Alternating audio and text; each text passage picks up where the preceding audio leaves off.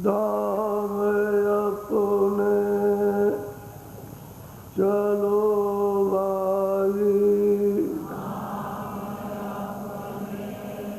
चलो भाई, दाम अपने चलो भाई, नाम अपने चलो भाई, पराए देश नहीं रहना, पराए देश नहीं रहना, काम अपना करो जाई, नाम अपना करो जाई, काम अपना करो जाई, नाम अपना करो जाई, पराए काम नहीं फंसना,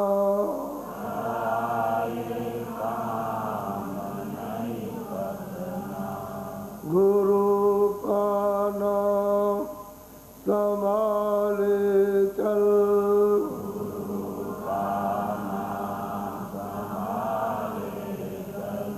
गुरु का नाम संभाले चल,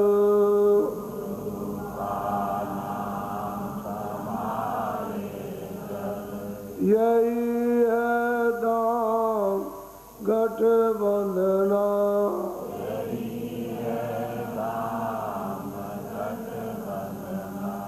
जगत का रंग सब मेला,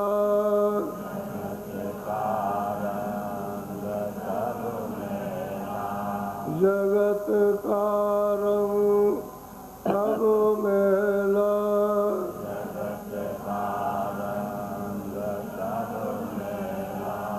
दुलाले मान यह कहना,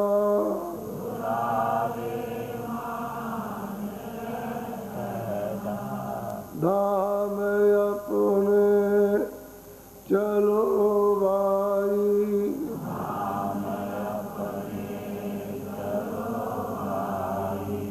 धाम अपने चलो भाई,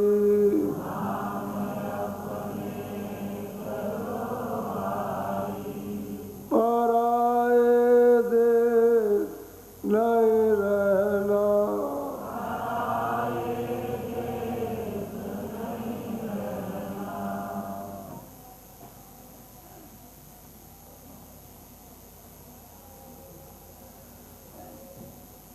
सच और सत्य तो ये है कि जो कुछ भी हम लोग सब कर रहे हैं ये सब यहाँ का काम है, ये देह धरे का कर्म है जिसको आप कर रहे हो। इसमें अपनी सूरत का कोई भी काम किसी तरह का नहीं। आप इसी काम के दरमियान काम कर लो, घर का भी बाहर का भी, लेकिन अपना भी काम करो, और वो है भजन। तो जब सूरज शब्द का रास्ता मिल जाए, जब नामदान मिल जाए, उसकी जुक्ति मिल जाए, तब फिर आपको अपना काम करना है। अपना काम अंदर घाट पर बैठ के होगा, और जितने भी बाहर के काम हैं सब इंद्रियों के घाट पर बैठ के होगा। ये काम सब मन बुद्धि चित्त और अहंकार करते रहते हैं, और अंतर्घाट पर सूरत का काम है, उसमें इनको रोकना है, मन को बुद्धि को चित्त को रोकना, और घाट पर बैठ करके अपना काम करो जिससे कि शब्द प्रकट हो जाए, यानी सफाई हो, कान खुल जाए, आँख खुले सुनाई देने लगे, तो दिखाई देने लगे। ये तो अपना निजी काम है, और बाकी शारीरिक जितने भी काम है वो सब यहाँ पे। ये सब के सब काम जो कुछ भी किया है, इकट्ठा किया है या नहीं किया है, सब पढ़ाई जाएगा, क्योंकि देह भी अपनी नहीं, ये पंच भौतिक शरीर भी अपना नहीं। दूसरे का तो ये जब खाली होगा तो ये पड़ा रहेगा, सब हमारे पड़ा रहेगा। इसलिए सूरज शब्द की कमाई ये सार अपने धन की कमाई है, और अपना निजी काम इसी से सूरज जाग जाएगा और सत्य को पालेंगे और चढ़ चलेंगे वो। और यह आधार नहीं मिलेगा सूरज को तो जैसा का तैसा हम वैसे ही पड़े रहेंगे, और जल मात्रों से पड़े अभी पड़ेंगे। अभी कोई क्रिया नहीं, जब महात्मा मिल जाते हैं तो धीरे धीरे कुछ इच्छा होती है, कुछ करें। कभी 1 दिन, कभी 2 दिन, कभी 10 दिन, कभी छूट गया, फिर कभी किया, कभी नहीं किया, कभी 2 मिनट, कभी 4 मिनट, कभी 2 महीने छूट गए, फिर कभी याद आ गया तो कुछ किया। ऐसे ही मतलब है, इच्छा थोड़ी थोड़ी जागती, कभी सो जाती, कभी जागती, कभी सो जाती। सत्संग मिलता रहे तो जाग जाए। जब इच्छा जाग जाएगी परमार्थ की तो काम करना शुरू हो जाएगा। जब काम करने लगोगे तो अंता करो, जिस पर इस सब गंदगी जमा है उसकी मेहनत नहीं। तो ये कहते हैं कि भाई जगत का जितना भी रंग है तो कूड़ा कचरा यहाँ इकट्ठा होता है। सूरत नीचे है और उसके ऊपर में उसके हृदय पर सब जमा होता है, उस सूरत को ढकता रहता है। जब पर्दा पड़ता रहेगा तो गंदगी का ढकता रहेगा, दबाव होता रहेगा। तो इतना उसका दबाव पर्दे का, गंदगी का, कि उसका प्रकाश ऊपर में जाकर नीचे चला जाता है। प्रकाश तो सूरत में है ही, तो इंद्रियों के दबाव से रंग रंग व्यवहार फैला दिया। अब वो सिमट नहीं सकता अपने आप, जब तक कि सूरज शब्द की कमाई, नाम की कमाई न की जाए, तब तक वो प्रकाश शरीर से या जहाँ जहाँ भी आपने फैला रखा वहाँ से समझ के नहीं आएगा। और जैसे जैसे वासना कटती जाएगी वैसे ही धीरे धीरे प्रकाश समझ आएगा और वासना खत्म होती जाएगी।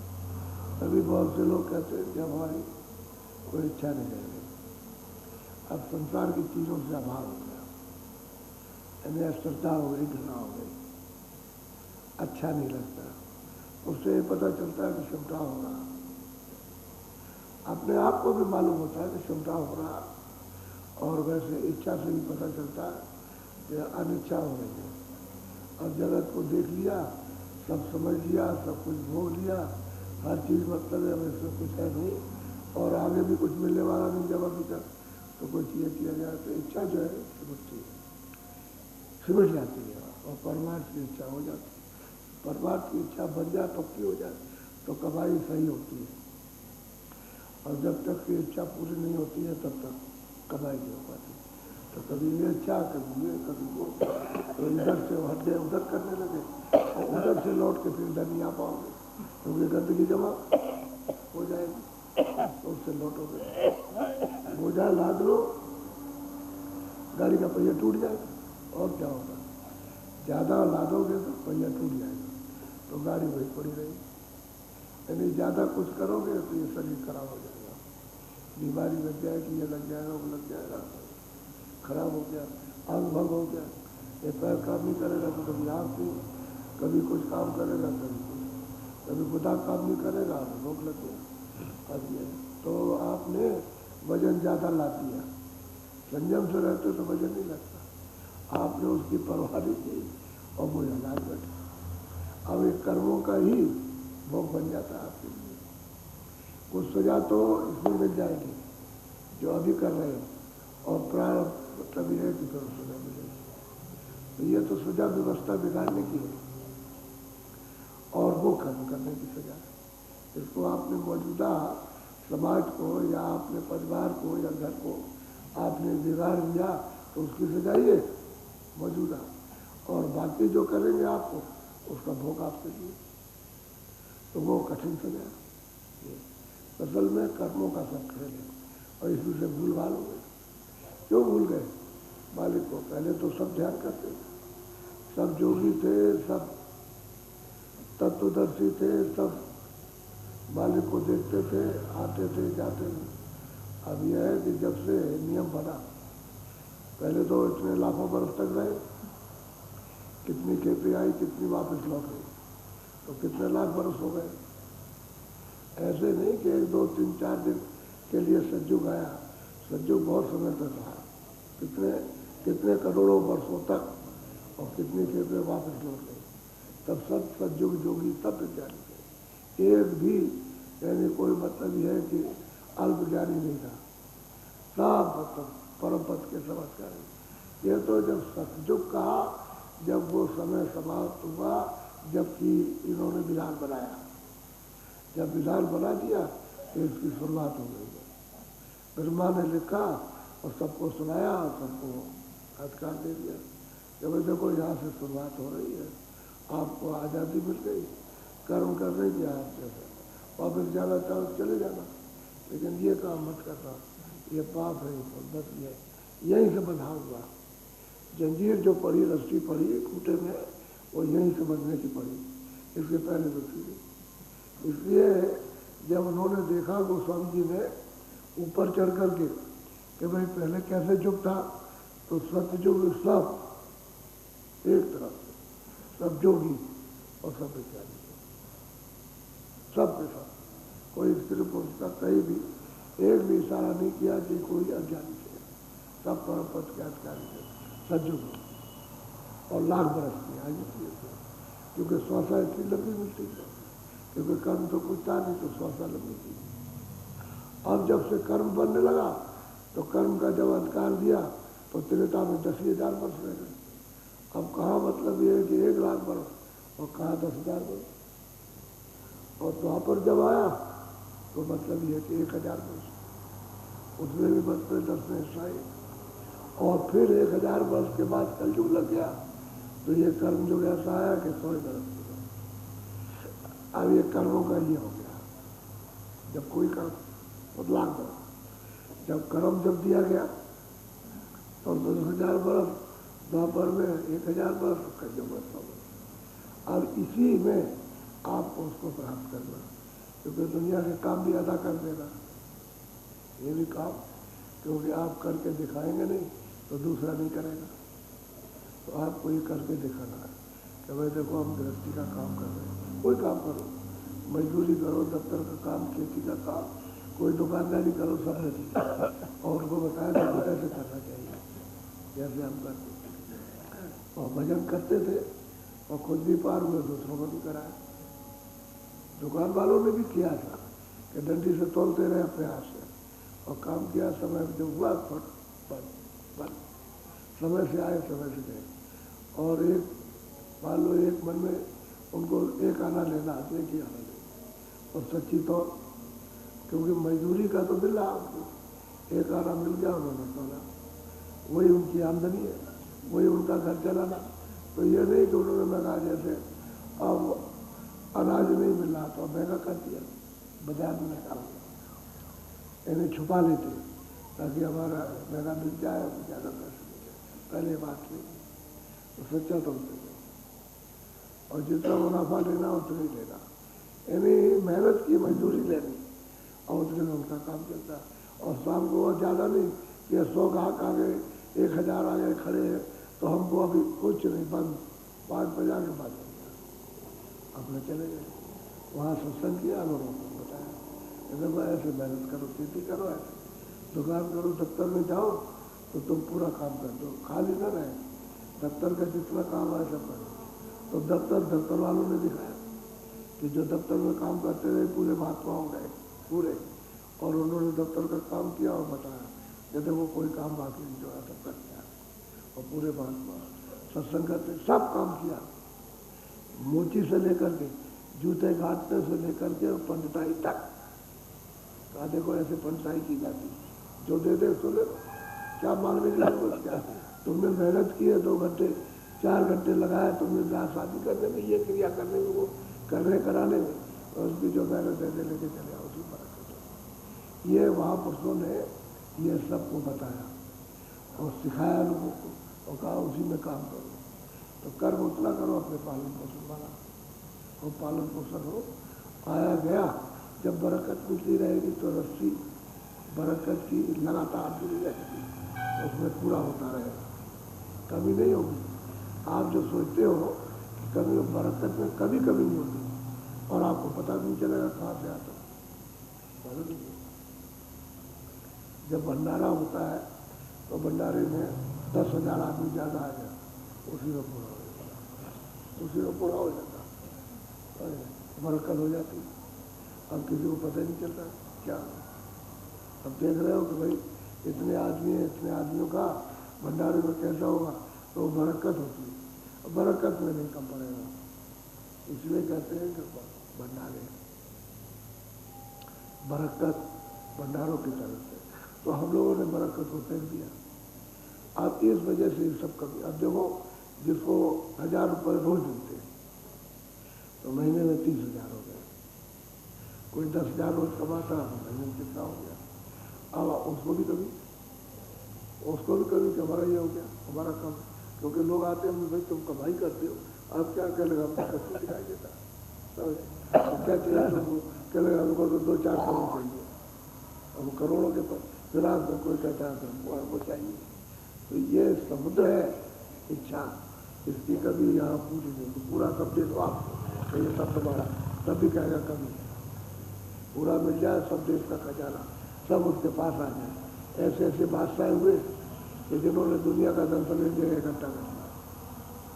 तो वो फकीर महात्मा है, वो फकीर आए, उन्होंने कहा अरे भाई आप कौन है, कह रहे हैं बादशाह।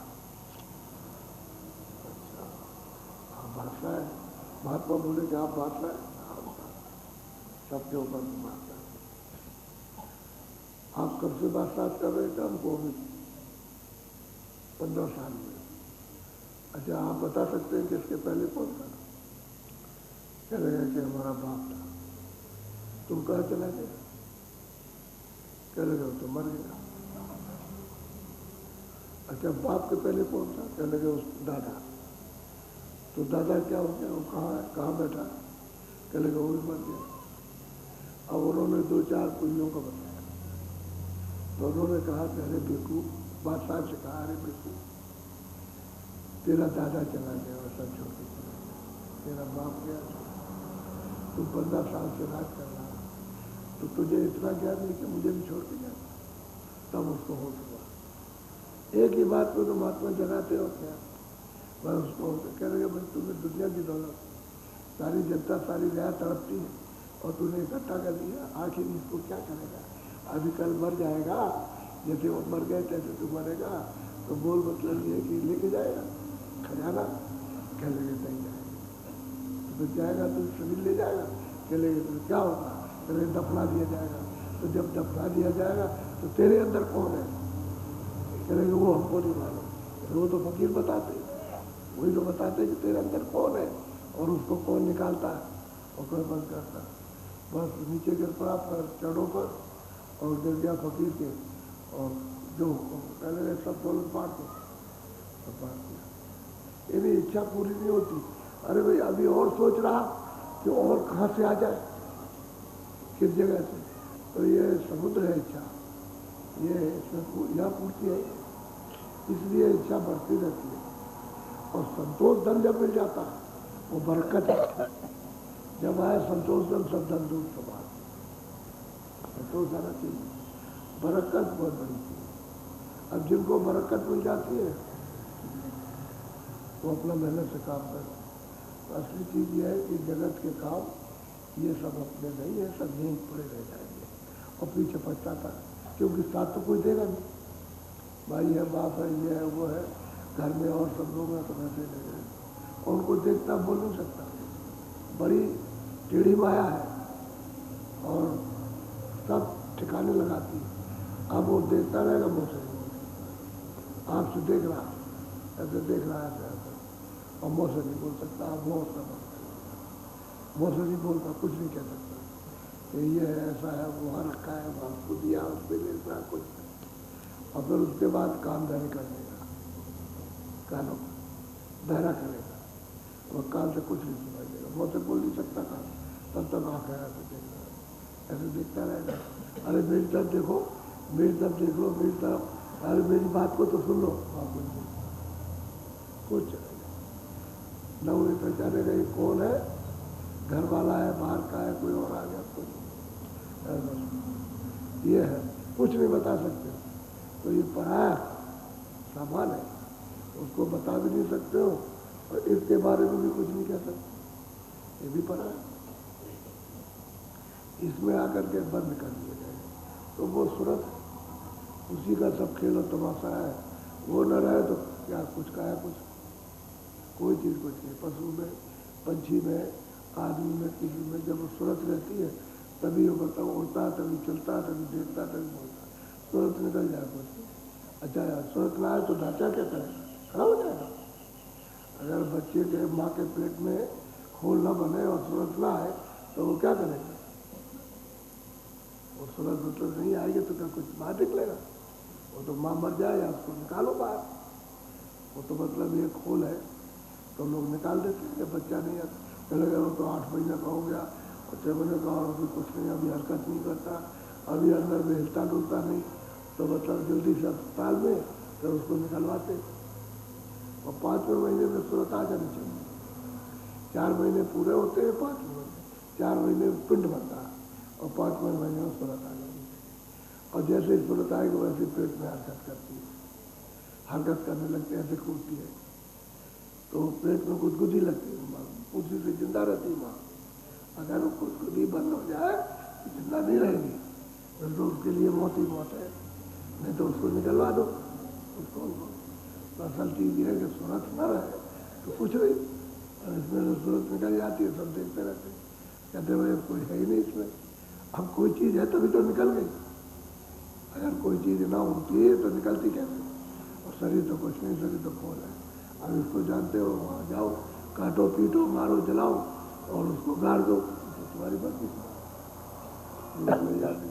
ये सब चीज़ें देखना चाहिए और देख करके सबको बहुत ज्ञान प्राप्त करना चाहिए, क्योंकि संसार में ये सब चीज़ें ज्ञान प्राप्त करने के यहीं से खड़े होते हैं कि भाई ये क्या है क्या नहीं है, ये है किसका, कुछ बोलो। घर आगे लगावे सखी, सोई शीतल समुद्र समान। वो कहते हैं भाई घर में, कहते हैं इसको सब जलाओ, और जलेगा ये सब कब, जब आप दरवाजे में बैठोगे तब। दरवाजे में नहीं बैठोगे, भजन नहीं करोगे तो ये सब चीज़ें जलेंगी नहीं, इससे हटोगे नहीं, आप इससे इच्छा खत्म नहीं होगी। तो कहते हैं कब शीतलता मिलेगी, जब इच्छा खत्म हो जाए। अरे इन सब चीज़ों को जलाओ, कुछ भी तुम्हारा नहीं है। अभी मोह होता है, कोई जाता है तो फूट फूट के रोता है। अरे जितना तुम दूसरों पर, इन पर, शरीर पर आंसू बहाते हो, 2 आंसू मालिक के नाम पर बहा दो, उतने में तो तुम्हारा काम बनेगा। तो मालिक के नाम पर तो एक भी आंसू उसके दीदार दर्शन के लिए और बाकी जगत के पर्दे के लिए रात में करोगे, और खाना नहीं खाओगे, बेचे रहोगे, सोओगे नहीं, नींद नहीं आएगी।